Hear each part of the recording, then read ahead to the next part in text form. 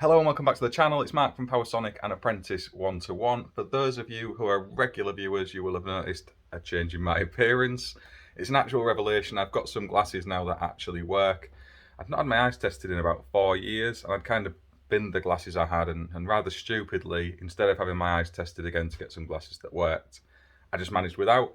And I'd started to notice as a guy in his 40s now, when you're up close to some of the terminations, especially on light fittings, it's an absolute nightmare.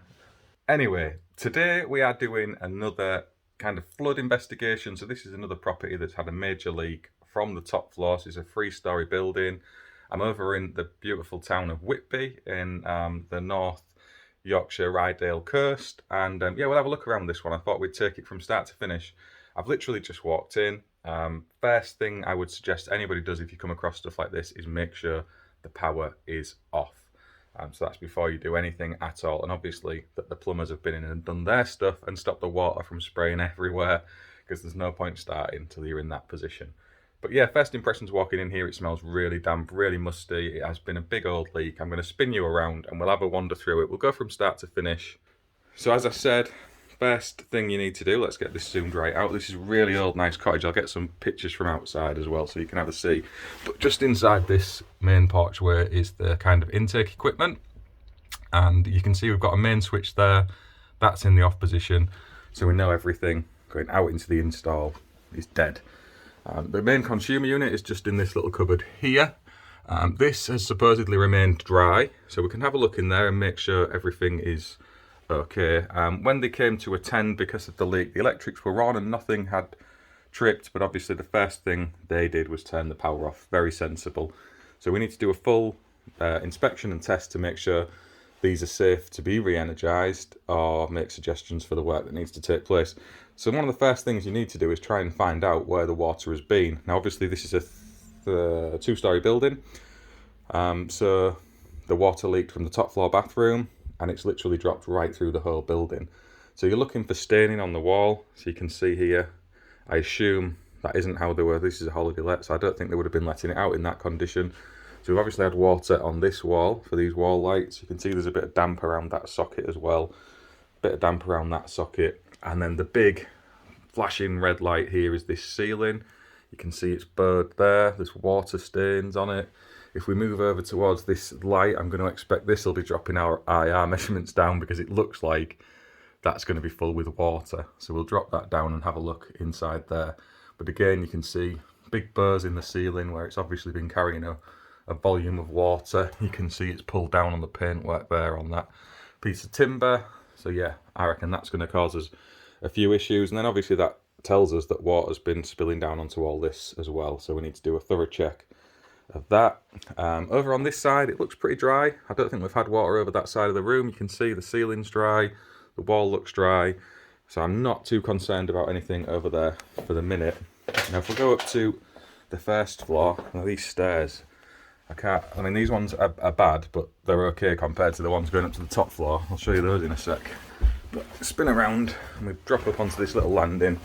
See, carpets have all been lifted already. We've got a little bathroom in here. And again, just looking at that and knowing where the leak did come down through, it's possible it could have come into here. So we need to have a check of these, but I can't see any evidence of water staining on the ceiling, which is normally a good clue. They've not lifted the floor in here either, so I'm assuming that they think this stayed dry. So that's one you maybe don't need to be so worried about. In the landing itself, you see there is staining here on the ceiling. There's been water leaking through that smoke alarm and possibly into this light fitting, although that looks clean up there. So there's no evidence of any damp patches on there, but we'll definitely be popping this smoke alarm down and having a look, taking some test readings from there. Then you can see at this socket, I have popped that one off because it looked especially damp, and I was trying to gauge the wiring. You can see it's blue and brown, so it's not horrendously old. It's dressed away nicely as well, so it looks like the original install could be reasonably decent. And the back box itself is dry. I don't know if that's coming across on camera particularly well. Obviously I've got the power off, so I'm not sticking my fingers inside here with it live. Yeah, but it is damp on the wall around it. And then again up at the ceilings, you can see in here we've got a damp track line there. It appears to track across to this light fitting. There's a little bit damp around there as well. The actual source of the leak was kind of this side of the building, so it's run down this wall into here as well.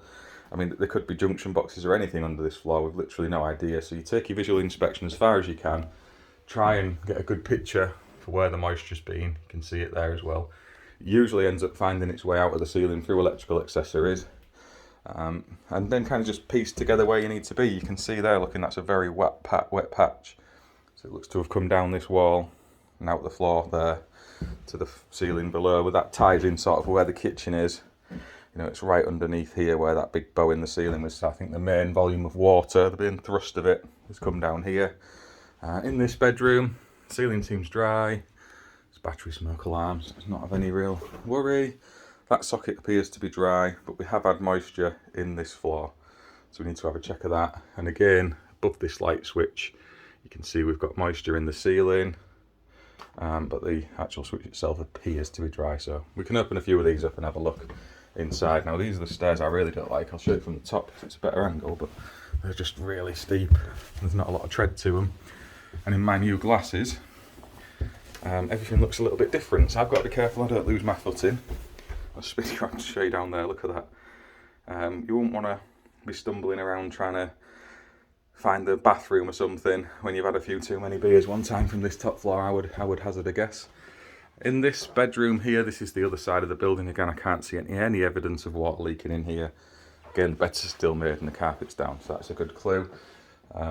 This hall ceiling, again, dry, loft hatch is open, that's where the leak actually started, and it's come down into here. It's mainly kind of the landing areas more than anything else. A bit has spilled out into this bathroom, but there's nothing really electrical in here that could have been affected. So I'm not too worried about that. There's no electric shower, just the little spotlights in the ceiling.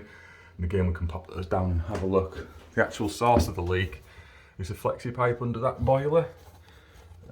I'm not going to jump up there to show you, but it had popped and been spewing water basically into this ceiling, straight out of the loft hatch from what I gather, and then down this wall and away. So that's where we're at. Now, obviously that's a very quick look around just to ascertain where you know the water's been. It's the first step in giving you a clue of where to, you know, begin your inspections. I'm going to go and drop that light fitting down in the kitchen now and just see if there is any water in there before I even start testing, because if there is, I'm only going to have to go and get the water out anyway and disconnect the fitting. So I'll go and have a look at that. I'll pop some of the accessories off while the power's off and just see if there has been any moisture make its way inside them, and then it's a case of getting the tester out and running through that process. Again, I mean, I've shown it on a few videos of late, so I'm not going to go through a full test process on this one. We'll just do an IR, global IR on the board, see if any values get dragged down, and then if we need to, we can go circuit by circuit. Obviously, we can do a bit of continuity testing as well and see if that's all in order. And if it looks like it's possible, then we'll pop the power on and run through some of the live tests. And again, this is where your experience as an inspector comes in. If you were to just approach this purely from the point of view of doing dead tests, you know, that's all well and good, but you could potentially leave an issue in place somewhere due to that moisture that isn't presenting itself under those dead tests, and you can then energize a system that could potentially have an issue in it, especially when you've got connected loads onto your final circuits and you've perhaps not done a full range of insulation resistance testing. And again, remember, technically that is a live test in itself.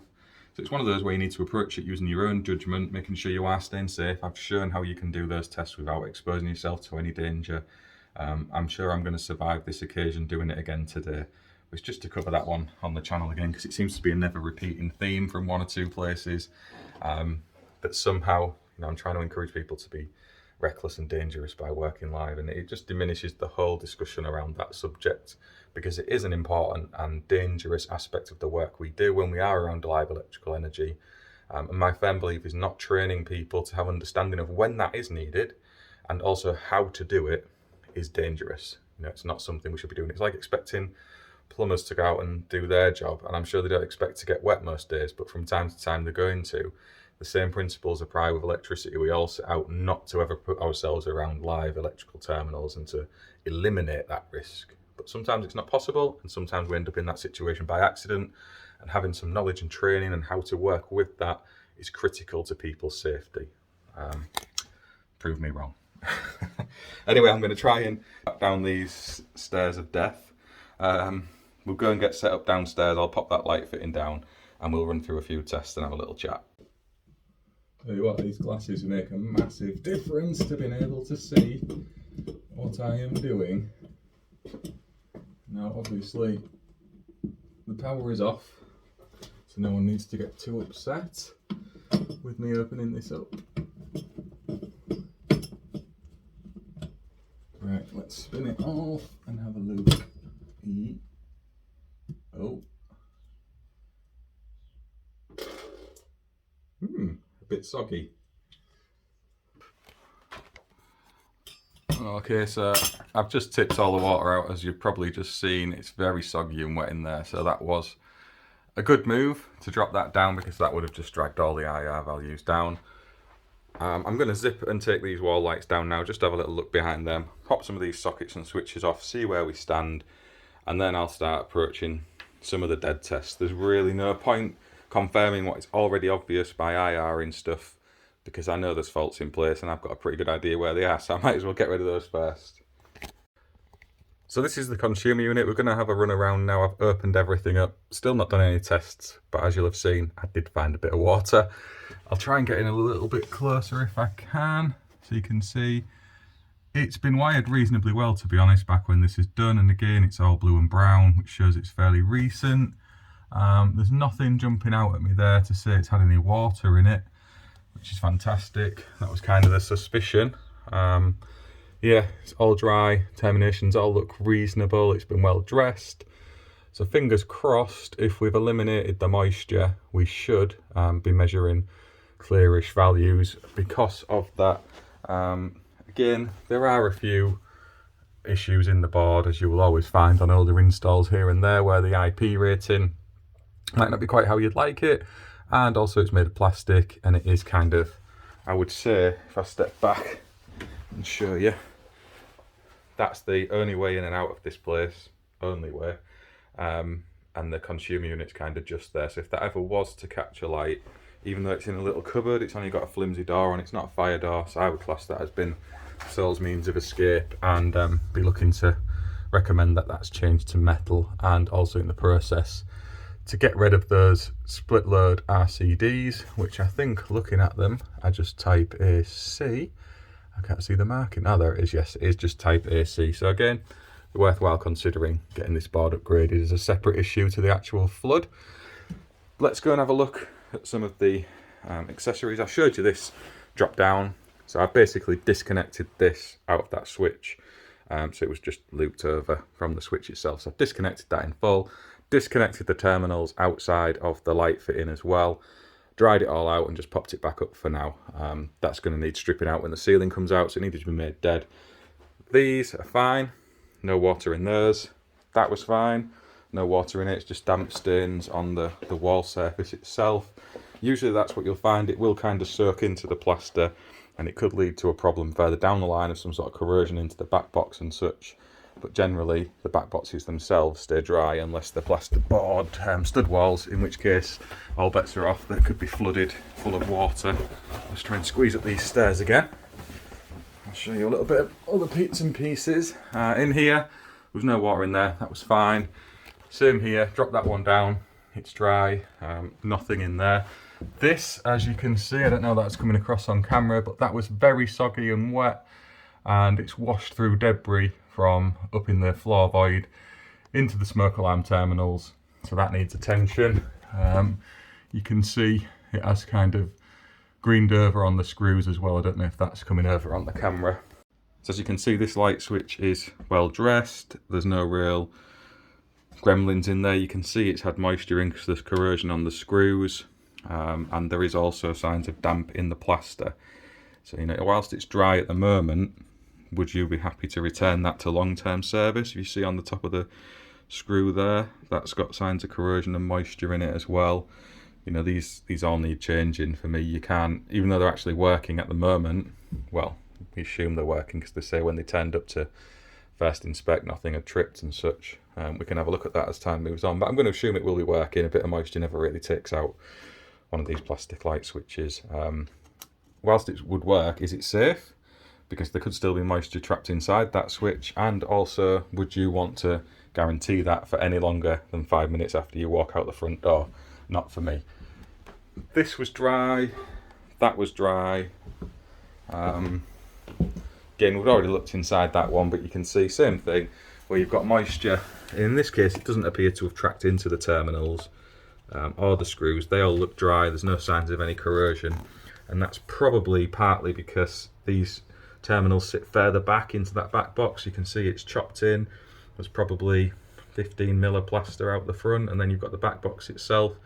So they were all tucked nicely away in the back, and the moisture's kind of just sat in the plasterwork and flowed down the wall. This light fitting again, whilst it looks to have had moisture flowing in and around it, it seems to be dry inside. But if you look closely at the earth screw, you can see there's definitely signs that moisture's been in there. It's corroded. You know, this flood was only 4 or 5 days ago. It wasn't a great deal of time. Yeah, so that is also going to be on the list for getting replaced. Up these stairs of death. Neither of the sets of stairs are great. I think you can gather from the video I'm not enjoying these. But yes, these top ones are especially bad. Up here you can see again in the light fittings, best tip I can give you is to look at the earth one, because that's the one that's exposed more than anything else, and you can see that's clear. It doesn't look to have had any moisture on the terminals either. You know, that one seems to have survived the spread of water. Again, was happy that room was fine. This smoke alarm, same thing. Checked it out and it's dry as a bone in there. No signs that there's been any moisture in that whatsoever. And from speaking to the owner, it does sound that all the water just came this way, straight out. It's kind of spraying onto the loft hatch and then off and away. And again, spotlight up there, it's fine. Same reason really, the water made its egress out of there, straight down and away. So that's where we're at. Jump down to the consumer unit now and go through those dead tests and see what they look like. Okay, so unfortunately I had to stop filming on site because the client and the drying out guys and girls all turned up en masse, and it's a very, very small building, as you will have seen. There was a lot of noise there, and I don't like filming other people anyway. Even if they give permission for it, I just don't enjoy it. So it's not something that I do on the channel, and I had to stop recording. But we'll talk through what actually happened after that point. You could kind of see the journey we were on with the inspections anyway. I think we're all expecting a few problems with those test results, and that's exactly what I found. Continuity wise, we were okay. The measurements were belling out as I would have expected, but as soon as we moved on to the insulation resistance testing, we did start to see some problems, and primarily on the lighting circuits. So obviously I did it at a global level first, as I said I was going to, just to see what that would produce, and we were measuring next to nothing. So essentially we had no resistance between earths and the live cabling within the installation. So at that stage it was a case of breaking it down to try and pinpoint which circuits were causing that. And as soon as I took the lighting circuits out of that equation, the values rose back up to an acceptable level. They still weren't where I'd want them to be, and having broken the install down even further, it became clear that it was the kitchen sockets that were causing that to be the case. So it's all we were really left with as usable circuits that I would be happy to return to service were the socket circuits on the first and the second floor, and the central heating, bizarrely, which had been unaffected by anything. You kind of, in the two chains of thought there, are we going to fit a temporary board for people to use so the drying out can be done, or can we make what's there usable for people to make safe use of the electrical system for the process of drying the building out? And the reason that that's a good benefit is it avoids a lot of the trailing leads around the place. You know, if you're fitting a temporary board with a bank of sockets, they're going to have to run extension leads. There's the trip hazards from that, especially up those stairs. So it wasn't my preferred option. I wanted to try and get something in the building that they could use. So that's what I did. We went for the socket circuit that did the first and second floor. It was on the same circuit, same RCD. So they're all protected there now with that RCD protection. They've got the overcurrent protection and a ring final circuit that's more than able to handle the requirements of the beefy dehumidifiers they're going to put on the top floor. They'll usually put one on every floor, so there'll be one on the ground floor, one on the top floor, and one in the middle floor. So yeah, they can get that on with that now and start drying the place out. At the consumer unit, obviously I don't want people turning the breakers on by mistake or deliberately to start using the electricity in the building. So we've disconnected all of the cabling inside there, aside from those circuits, and most importantly, earthed them all down. So don't just leave them floating in the back of the consumer unit, make sure you actually earth them down. So if there is ever a problem on that circuit, you know that you're going to have a high probability that it will trip the power off somewhere and maintain safety than just leave voltages flowing around in places that you don't want them. So my suspicion is that there's quite a few junction boxes for the lighting. There's a bit of a mixture of 2-plate and 3-plate wiring on the lights. I'm not quite sure how that's worked out, but there must be some junction boxes in there somewhere, and I suspect they're probably carrying water in those, and that's why we saw those values dropping down to the levels that they were. The kitchen socket circuit took particular damage from the water. You could see where that light fitting was, and it's like leaked all over the worktops, all over the appliances, and all up down the back of the cabinets. There is some sockets in the back of those kitchen cabinets in surface boxes, and they did look a bit damp. So I reckon by the time the kitchen's been taken out and that's all been moved to a side, we may be able to resolve that without too much rewiring. We'll have to see. You'll have seen on the video before when I've had this come up, we let the drying out people get in and do their stuff, and then we'll come back and repeat the test process at that stage and see if we can salvage a bit more of the install than not. My gut feeling is the lighting circuit's going to largely have to be rewired. It's only a small footprint, that building, and I reckon it's spread that far and that wide that there's too much of a probability of the cable being affected after returning it to service for the long term, even if the values were kind of within an acceptable limit at this stage. You know, my gut instinct says we'll probably end up rewiring those, and the ceilings are all going to be coming down, the floors will all be coming up, so we'll have perfect opportunity to do it, and it's not going to take an especially long time. So it would be foolhardy, I think, to not go to that trouble. The socket circuits, like I say, were okay on the first and second floor anyway. The kitchen, I suspect, will be salvageable. Cooker circuit the same. The smoke alarms will probably end up rewiring, and the central heating, we'll just have to see on that one. It was giving good clear values, and it looks like the wiring goes up to the loft to a wiring centre, and then the room stat is a wireless variant, so that should be fine as well. But of course we can get to the bottom of that as and when. I'll now draw the paperwork up on this one so I can provide them with the test results and explain exactly what we've done. This is a common process we go through with the damage specialists who handle these works. They just want circuits from us that they're able to use to start the drying out. Essentially, that's where we're at with this, and hopefully we'll be back to share on another video putting it right. For those of you who want to see how that looks on another job, as I said, I think it's probably maybe 3, 4, 5 videos ago, we did that on a property where we went and did a water damage survey and then jumped back onto it and showed the repair work getting done and how all of the results improved because of that after the drying out time and repairing everything. Anyway, I hope this video has been of some interest.